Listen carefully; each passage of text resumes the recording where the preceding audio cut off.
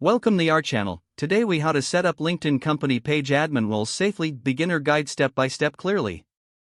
First, log in to your LinkedIn account. Navigate to your company page by searching for it in the LinkedIn search bar. Once on your company page, locate the Admin Tools drop-down menu in the upper right corner. Click on Admin Tools to open the options available. Select Manage Admins from the drop-down list. You will now see the current admin roles assigned to your company page. To add a new admin, click the Add Admin button. In the search box, type the name of the LinkedIn member you wish to appoint. Select the correct person from the drop-down list that appears. After selecting the individual, choose the appropriate admin role from the options provided. The available roles typically include Super Admin, Content Admin, and Analyst. Review the permissions associated with each role to ensure it meets your needs. Once you have selected the role, click the Save Changes button.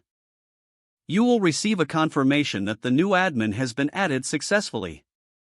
To remove an admin, find their name in the list of current admins. Click the Remove button next to their name. Confirm the removal in the prompt that appears. Always ensure you only grant admin roles to trusted individuals.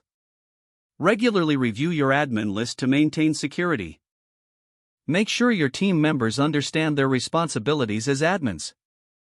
This practice will help in managing your company page effectively.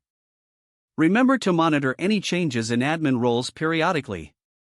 If the page does not load, refresh the browser or try again in a private or incognito window. Make sure you are using the correct email address, then retype it carefully to avoid small typos. If your password is not accepted, use the reset option and create a new strong password you can remember. Check your spam folder for verification or security emails, then complete any requested confirmation steps.